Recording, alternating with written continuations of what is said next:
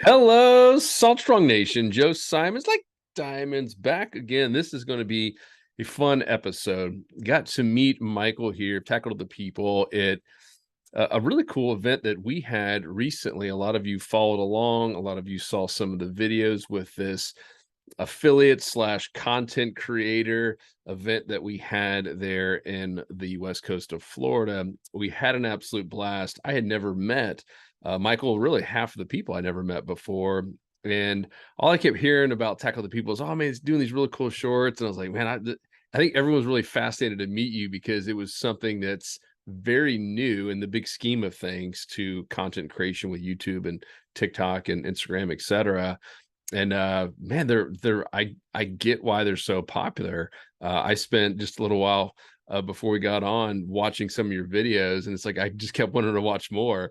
So it's very contagious, and I got to know you at this event and hear your story. I was like, all right, I've got to get you on the podcast to share this because it's inspiring from someone who really wasn't like a hardcore angler growing up their whole life, and also the fact that you're getting to do something now that you absolutely love. We, kind of have something similar. We both had the financial background and weren't really fulfilled with what we were doing, and to be able to not just pivot, but to kind of burn all the bridges behind you and say, all right, I'm going to go all in and give this my best and to make it work. Man, that's something to celebrate. So I think a lot of people are always, and you probably get the question too, is like, man, how did you do it? Like, were you nervous? What made you finally take the leap? And so I love to hear this whole story. So first and foremost there, Michael, welcome to the show, my friend. Thank you. Very, very glad to be here. And as I mentioned to you when we were in Tampa, just huge fan of Salt Strong in general. What you guys are doing.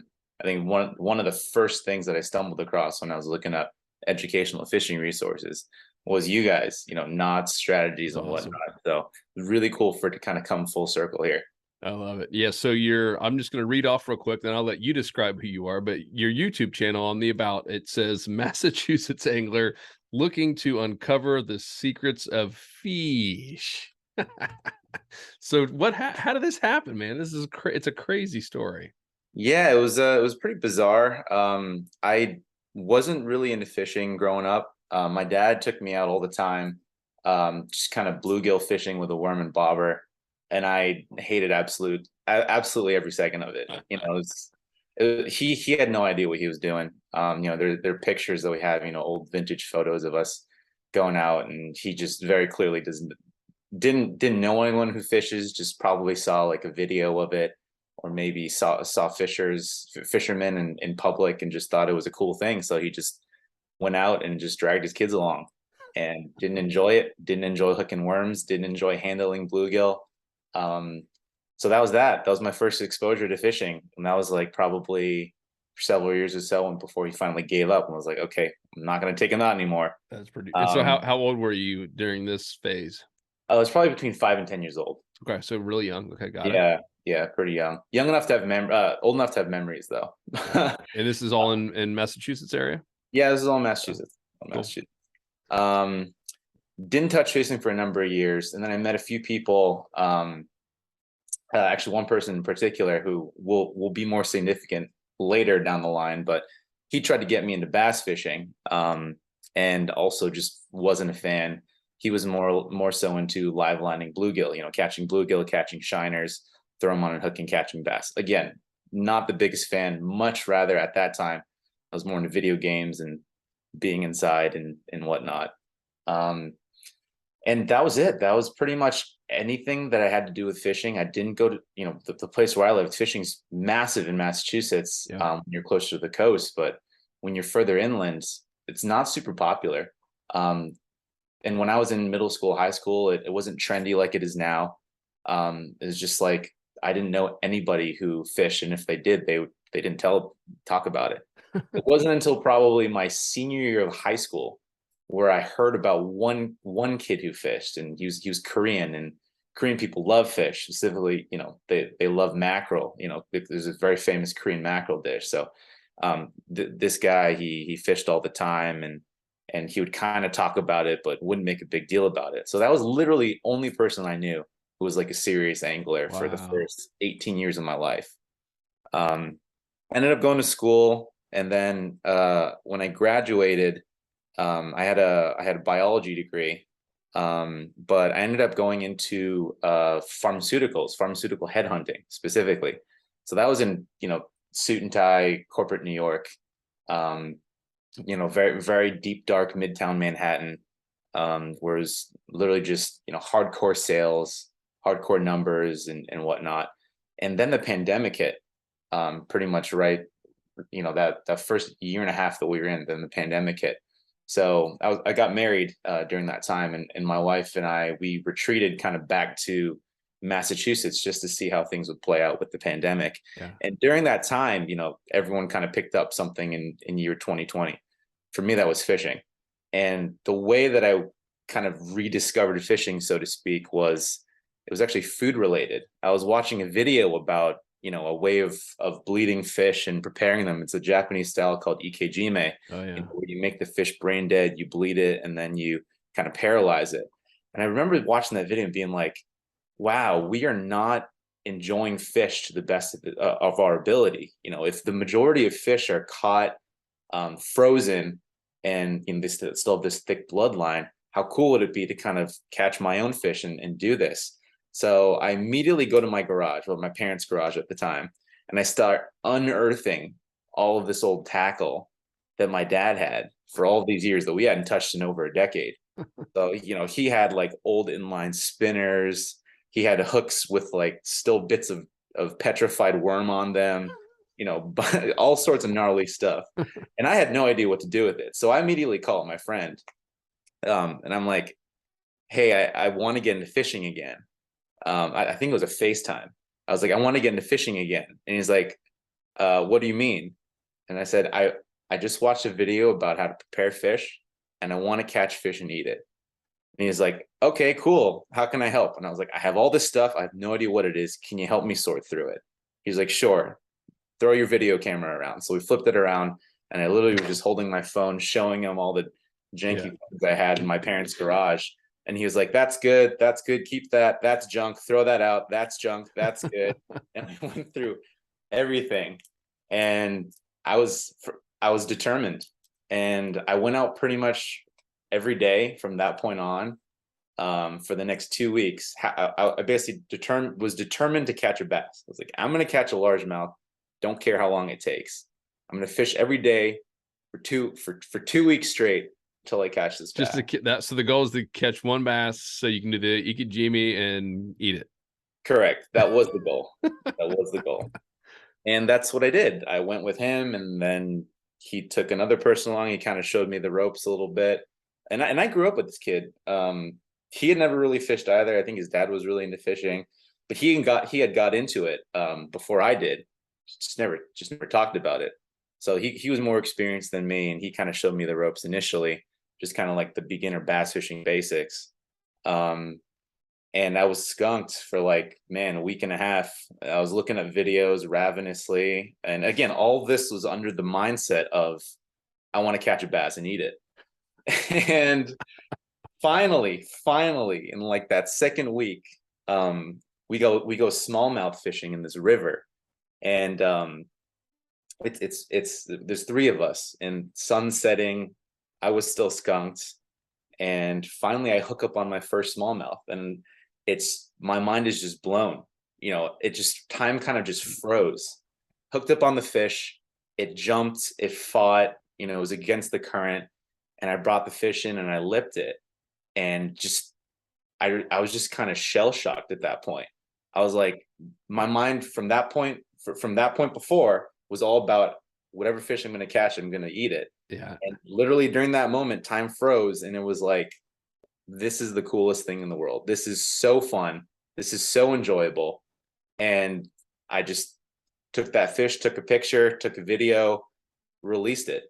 And it was probably like a 10-inch smallmouth. Wasn't anything big. It just absolutely blew my mind.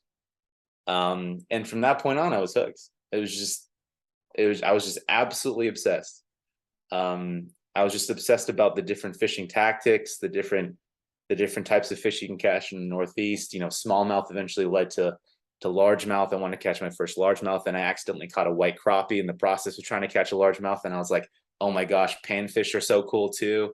And it just grew and grew and grew and grew to the point where I was literally every morning before work, I was working a full-time job still at this point, just remotely. Yeah. Like 9-hour days. Every morning before work, I'd wake up at like 5:30, go down to the local, catch a few fish, or back then it was more likely get skunked, go back, write down what I did or didn't do, the time, the pressure, I was Wow. very meticulous about all that stuff. And then after work, boom, clock out. I'm not staying late, head down to the local, try something a little bit different. It was that for like a year straight. Wow. And I think probably like a couple months into it, I was like, man, I'm spending all this time, all this energy, and all this money kind of doing all this stuff related to fishing. And I'm really enjoying it. I wonder if it's possible at all to kind of make a living out of this. But it was just kind of like an idea floating around in my head. It wasn't really real. And that was pretty much when YouTube Shorts got first introduced to me. This is all during the pandemic. This is all in the last Correct. 2 years. Okay. Correct.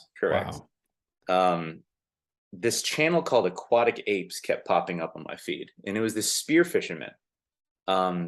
And he basically made a living. He lived in like a remote part of Indonesia, and he was a very active spear fisherman, and he would catch a fish, and then he would give it to a restaurant. They'd cook it for him, and he'd eat it. Some of his videos were kind of about the stories related to that. Other videos were about kind of the different spearfishing tactics. But every once in a while, you get one about his past life where he would tell about himself. And one video that really stuck out to me. He was like, "Yeah, 1 year ago, I was overweight, stressed out, living in New York City, making over 6 figures, but having a hard time making ends meet. This year, I'm in Indonesia, probably making a tiny percentage of what I make, but I'm so much happier." And I was just like, what? And because the way he told the story was just like that, just listed off those facts and then transitioned directly into spearfishing in Indonesia. And it was so jarring for me. So that was kind of like the second hint, so to speak, that kind of like pokes me to start thinking about this.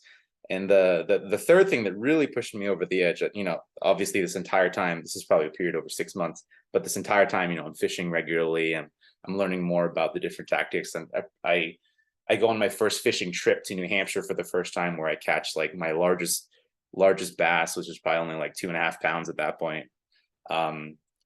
Learn about striper fishing during that time, learn about trout fishing during that time. Right kind of at the end of that time period, I had a client who was just very, very happy because I had just placed a pretty senior candidate at his company. Yeah. And he calls me kind of out of the blue one day, and usually those calls are pretty good. After they successfully place a candidate at their company, they're HR stoked. They're really happy. They want to tell you how good of a job you did, and then tee things up so that if they have another vacancy in the future, they can use you again. So we start talking, and one of the first things he says, like, "Oh, Michael Shu, that's interesting." And I was like, "Why is that interesting?" He's like, you Taiwanese?" I was like, "I'm Chinese, but I'm interested how you know that, because not your average person knows Taiwanese. Taiwan isn't a massive country." And he's like, "Well, I knew a guy named Michael Shu before, but he had a different romanization of his spelling." And I was like, "Wow, now you're really impressing me, because the distinction between Taiwanese and Chinese last names." He's like, "Yeah, Michael Shu, he was a guy that I actually used to work on Wall Street with, and he actually quit his job, went to Cambodia, and opened up an American rock restaurant bar, where he would have all of these rock stars from across the world come and play live at his bar. And it was an amazing restaurant." He's like, "Yeah, Michael Shu, that guy, he died last year, but man, Michael Shu is the type of guy that made you say, wow, I could never do that." And those words, that one line, Dude, that's powerful. Michael Shu was the type of guy that made me say, wow, I could never do that. And that was to me like divine intervention at that point. That was like, you were being told to do this, because I had all this kind of already internal angst about like, man, I'm really unhappy with my job right now. Sure, I'm good at it, but I have no, what good is a lot of money if you're making in New York if you don't have time to spend it with the people that you care about? So that was kind of already pushing me. The desire to want to fish more. Yeah. 2 hours every morning and every night wasn't as long as I wanted to fish for. I wanted to fish for longer. Dang. And so, were you actually recording all of this at this point? Just kind of like video Okay. on my phone type thing. Okay. Wasn't posting it anywhere. Okay. Just kind of like for myself. Um, and it really was that first winter that hit where kind of all those kind of dots connected for me, where I was like, after my first season of fishing, I was just in Massachusetts freezing my butt off. I can't go down to my local anymore. And I would just watch those videos, or I'd watch other videos on YouTube of people fishing, or topwater bass blowups, or striper blowups, just cool stuff that I wanted to do but couldn't do it because I was limited by the weather. Yeah. And that was the moment where I was like, I'm gonna start a YouTube channel. I'm gonna start making videos about this. So first thing I did is I asked my wife. I was like, and she works too, so we were at that point double income, and she works in tech, so we were doing pretty well. I was like, honey, if I quit my job to start a fishing YouTube channel, would you be supportive? How did And that go? she said to me, she said, if there's anyone in the world I think that could do it, it'd be you. And that meant Dude. so much to Oh me. yeah, that That is. meant so. I don't even care if she didn't mean it. Yeah, yeah. The fact But that she that's said it, awesome. it was, oh man, that was like the wind in my sails. I was like, oh man, now the pressure's really on. Yeah. Because I can't say that I didn't do this because my wife told me I couldn't Yeah. anymore. My wife was fully backing me. So at this point, it was, do I do this, or am I too afraid of failure that I'm not going to do it? I'm just going to keep working this job. And it was a really hard wrestling experience. I had a hard time. I'd flip flop. At the time, I had like 5 free like therapy sessions with like our insurance or something. They like rolled it out recently, so I got a chance to like have these like random 5 free counseling sessions. And I talked to this therapist kind of about all this stuff.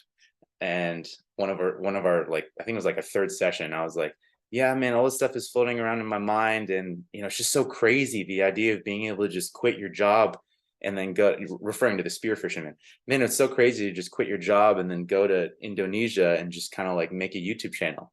And he goes, it's not that crazy. I was like, what do you mean? He's like, well, I did that. I was like, What? what are you talking about? And he's like, I actually was in finance for like 5 years.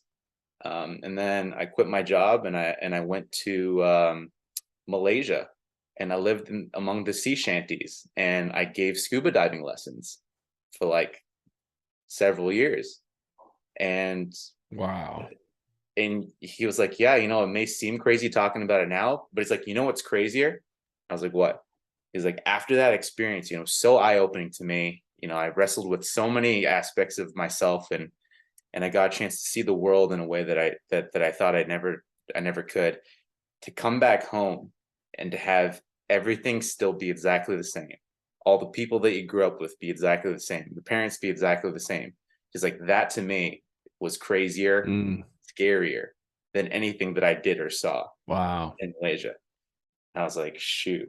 So that Yeah. that, that was basically it. That was when I Yeah. basically determined in my mind I was going to quit my job. I think that was probably like 2 months before I actually did it. I kind of like planned all this stuff out, like when I was going to launch my channel, the type of content that I was going to do, that I was going to do short form as opposed to long form. Those 2 months I was working my job and kind of like moonlighting, doing all this content creation planning. And then I handed in my resignation. And then that was it. That was all she wrote. I started hammering content pretty much every day at that point. And then here we are, what, a year and a half, almost 2 years later.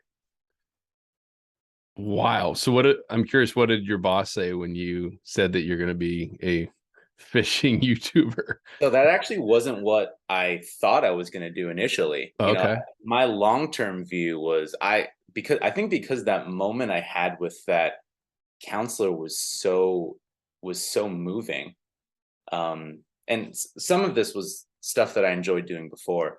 I wanted to do something related to one-on-one counseling or coaching or something like that. I just didn't know what it was. Got it. So I had that kind of like as a brainchild, kind of in the back of my head.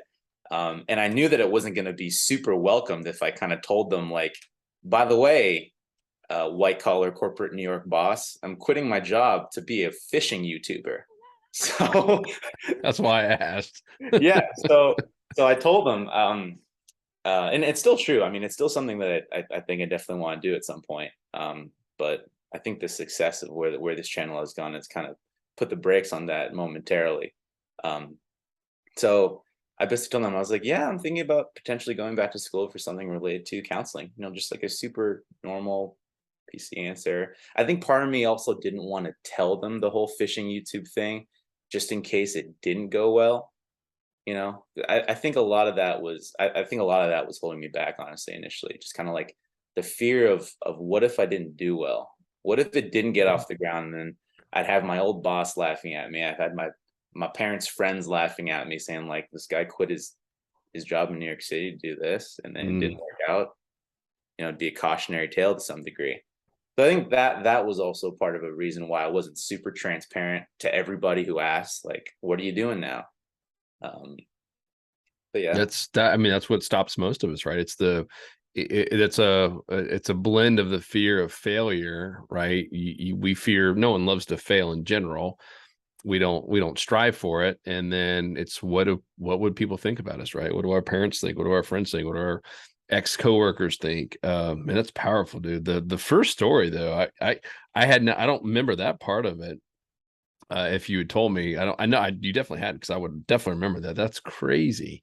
About the one of your clients calling you and telling you that. Dude, that's just wild. so random, right? Man, I that's mean, nuts. I believe in God. I believe in signs, and to me, that was a blaring green light. That Yeah. plus the therapist.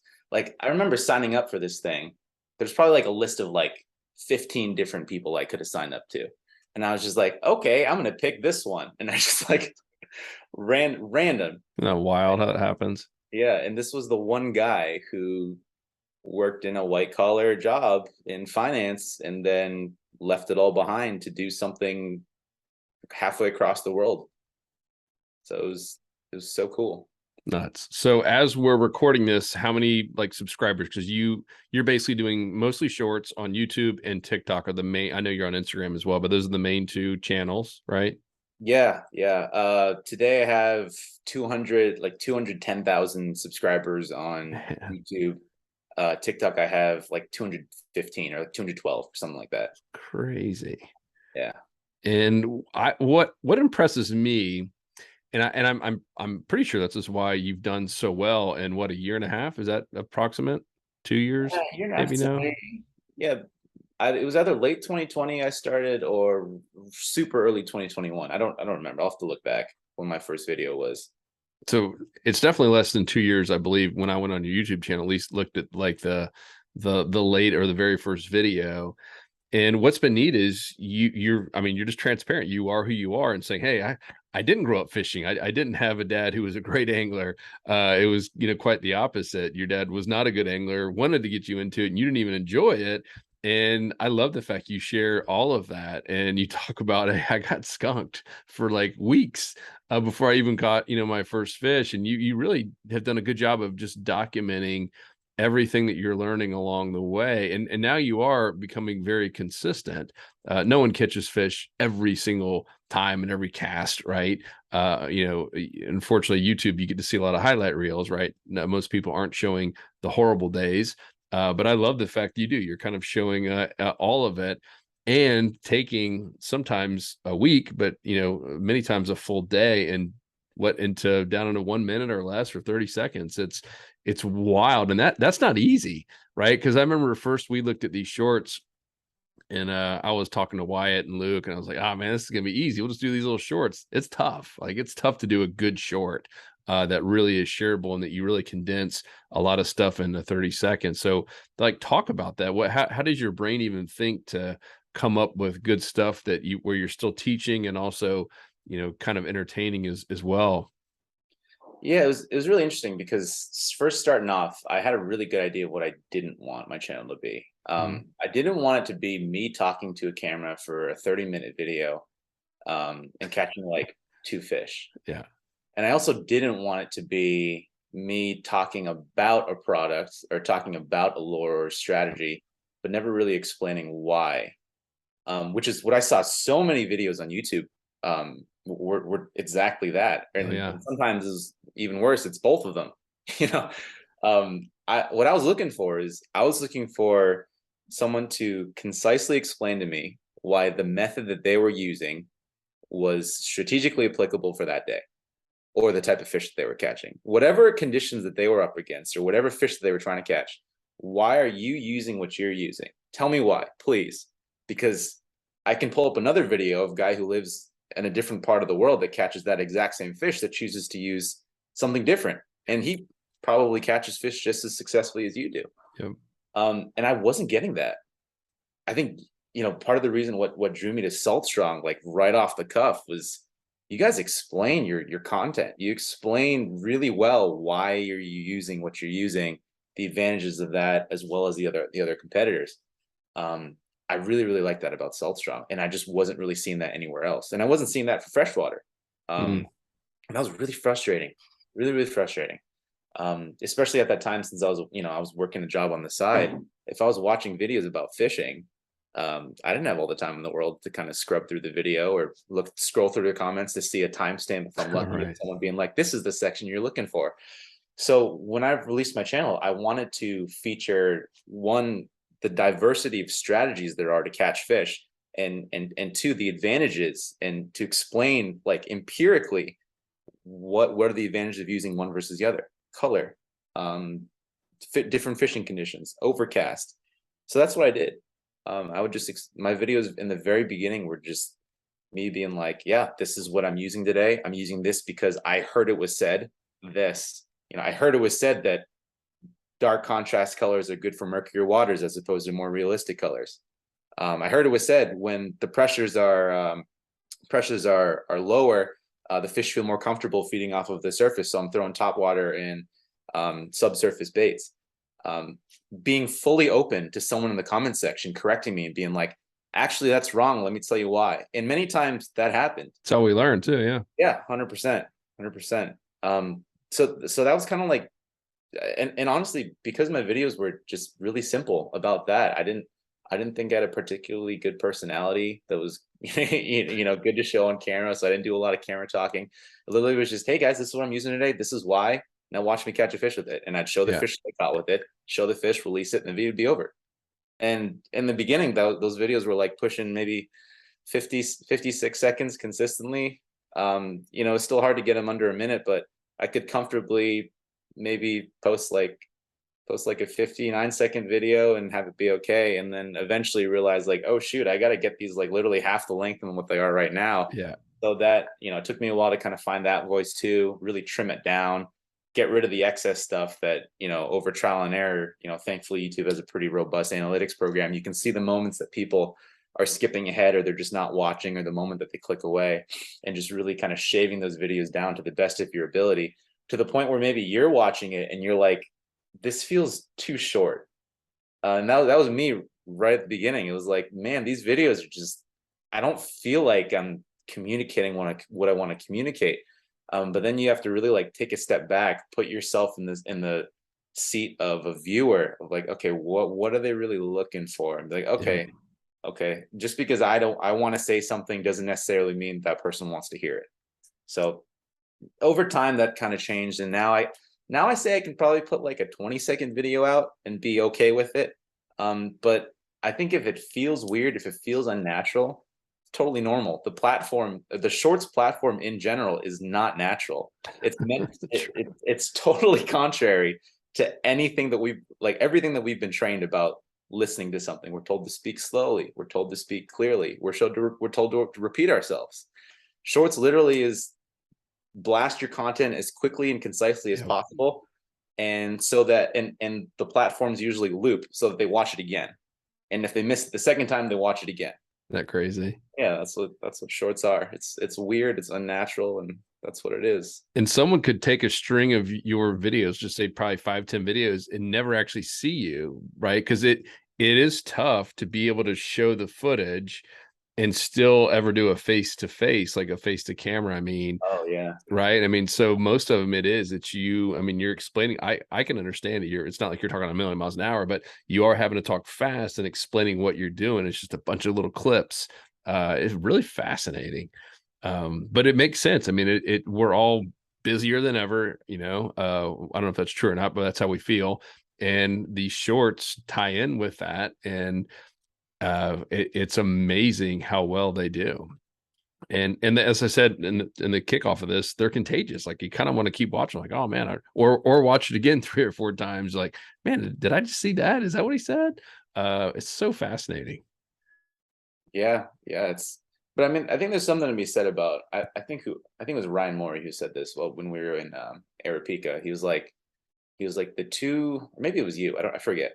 Um One of you guys were saying how the two most popular ways to consume content these days are super short form content and podcasts, which if you think about it is like the complete opposite side of the spectrum. Yep. These are like really long, oftentimes 2-3 hour things where uh you maybe throw up while you're doing dishes or on your long commute home.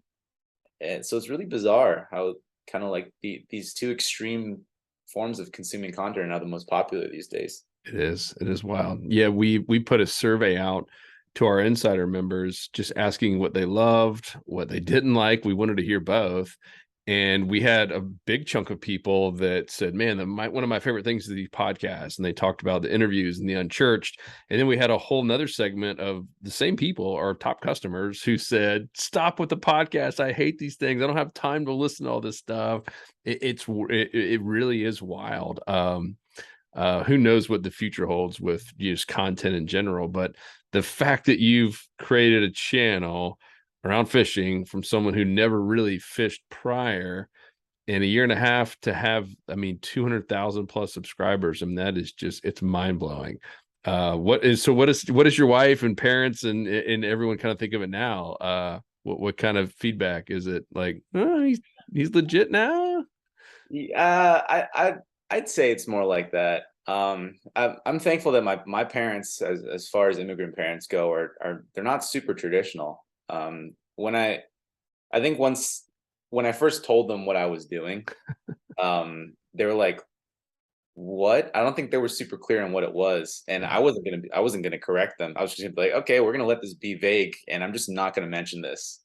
But then I think it started coming up more. I think my brother and sister-in-law started talking about it. Um, so they started to get really curious, and they're like, "Send me your videos," because I'd show them pictures. My dad, he I think the biggest fish he caught was probably like bluegill that were no bigger than the size of your hand. So Yeah. the first time that I caught like a slot striper, I sent him the picture, and he was like, "That's a big fish. Whoa, what the heck?" He was mind blown. So I'd just do that more and more. And then they started asking questions about like, "Oh, what, do you have a video of this? Like, what do you mean? You went on the water? Did you have a life jacket? Okay, you didn't have a life jacket. You should be wearing a life jacket. Can I see the video of you not wearing a life jacket on the water, catching this big fish?" So I'd be like, "Yeah, sure." So I just sent them the video. And I think that was when it started to become kind of like real to them. They're like, "Oh wow, a lot of people are watching these videos." But I think even today, I don't even think they understand like how I make money from this. I don't think it's super clear to them. I think the same with most people, who are above 50 years old, don't because it's so foreign, right? To Yeah, be able to get paid. How does YouTube pay you? Who pays you? yeah, exactly. It's Exactly. wild. Yeah, totally. It's wild. So, all right, I know you have to go here at some point soon. Tackle to the people. You get to pick any name? Where did they come from? It came from lure giveaways. Because when I first launched my channel, I knew one thing, which was that there were 1.5 million ways to catch bass. And secondly, if I was going to do a video in which I feature a lure and the strategy about how to use it, I'd end up with 1.5 million bass lures that I may or may not use. So I figured, why don't I launch this channel concept where I take a bass lure, I'll unbox it. I'll tell people what it's good for, or what it's advertised for, and then I'll test it out and compare it against its competitors, and then I'm going to give it away to a subscriber the week after, because I'm most likely not gonna keep it. I Yeah. have the lures that I like to use, and this is something that I'm branching out to kind of see if it's good. And if it is good, if it's something that I really like, I'll buy myself another one. So that's where Tackle the People came from. That was the initial channel concept idea, and I'm still doing it. Every week I review a bass lure. I tell people what it does. I catch a fish with it, and then give people my honest thoughts, and I send it to someone randomly. I love it. I love it. So how many different lures and stuff have you given away now? Tons. Oh, I don't know. I'm gonna have to look it up. I did basically one a week for the last well, when bass were in season. So one a week for, I don't know, 5 months, 2 years in a row. Some of them are pretty expensive too. I know you fish Yeah. with $20 lures, and that's so cool.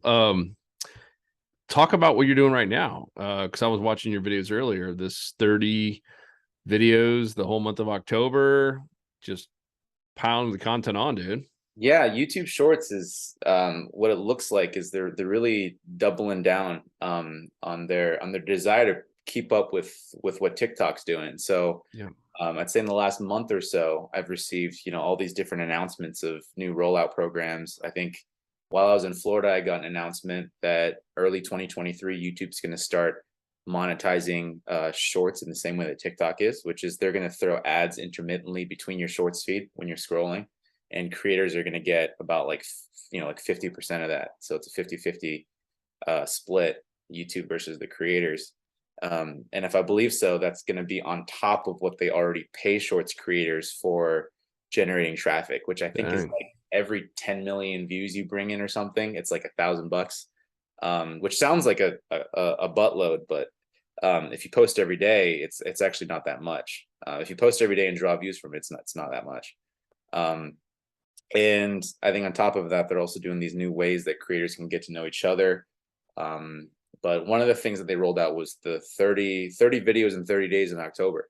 So they kind of like gathered all these shorts creators. They were like, look, if you put out 30 videos every day in October, then we're going to send you a YouTube short sweater at the end of it. And I was like, cool. I'll do it just to challenge myself, Yeah. but I'm not doing it for the sweater. I don't know. Maybe I'm doing it for the sweater. This is a shirt that I have from a Dan Kennedy. It's a marketing thing, and I was ready to leave this event. I was so worn out, and they said if you stay to the very end, you get the free T-shirt. And I was like, I gotta have the T-shirt. It's amazing what we'll do for a free T-shirt or I sweater. know. Yeah, maybe I am doing it for the sweater. It looks good. The picture looked good. That's hilarious. Yeah. And yeah, so you did one with our friend Rich Fishaholic. Yeah, snook on there, and so every day different type of fish. Is that the goal, or? Yeah, I mean the goal is just to feature ideally a different species of fish, but I try to vary it, just a different plug, a different lure. If I'm striper fishing, I'll try to vary the lure that I'm using. If I'm trout fishing, I'll try to vary the tactic, just so that people, they get a little bit of variety to see. I mean, just the different ways you can catch fish out there, just the different ways you can catch the same fish out there and Yep. still be successful. So cool. Well, brother Michael, this was awesome. Hopefully, this inspired someone as well that needed to hear it. I mean, those multiple stories you had in your life, I believe you were called to do this, regardless if you do it the rest of your life, who knows, but this was where you're supposed to be right now. I mean, I do believe in God also. And man, that was that I got goosebumps when you started telling that first part of the story. That was absolutely wild. So huge thanks. Where can everyone go follow you and subscribe and like all your videos? YouTube is Tackle to the People. Instagram is Tackle to the People, and TikTok is Mass Fish, Feesh. And the reason why TikTok is different is because I flopped the first time I launched TikTok, got frustrated, and deleted that name. So second time around, I couldn't use it anymore. So So no one has it now? I don't think so. I don't think anybody has it. I think it's just a dead account. And I'm not sure you're even able to claim it anymore. I don't know. If anyone out here is listening and wants to steal my name, they're welcome to try. That's too funny, man. All right, Tackle to the People. Everyone go like, subscribe. Obviously, we'll put it all in the show notes as well. And man, yeah, thank you. This was such a fun interview. Love talking fishing, but I love hearing the stories about how people get into it. And that is, I mean, I can't imagine how much you probably had to walk away from, but I know it was a lot. And man, that is so risky, but so rewarding too, to do something that you're passionate about and you're just having fun. I mean, even just meeting you down there, I mean, you could tell you're having so much fun, and it's a whole lot of freedom as well to be doing that and just being creative every day. What do you think? What's it going to look like a year from now? What's your, do you have any big goals or any like, all right, here, I'm going to do this next, something crazy, or move to Indonesia and fish? I I- I'm hoping to be the next Jeremy Wade. I think Mm, that's my love dream. it. Jeremy Wade with short form content. Love it. I think the beauty of short form content is just you just get so much coverage, as opposed to like long form content where you're kind of like you have a niche set of viewers who watch your stuff. I mean, I think over like 45% of my views are from outside of North America. Wow. So I think that's what I want to do. I want to hopefully find a company or a person or maybe even a tourism agency who's like, yeah, we want you to feature this geography. Come here, and fish here. So I think to be able to do that, just travel all these places and kind of tell people all the stories about it, it's just it'd be awesome. And that's Dude, kind love of it. what I'm hoping to do. I love it. Well, now it's out there. Now we just got to get the right connection. So, Michael, appreciate you, my friend. Everyone go please like and subscribe. And hopefully we'll meet you again very soon and do some more Florida fishing. Likewise, thanks for having me, Joe. Take it easy. Hi, brother. Be well. Thanks, Mike.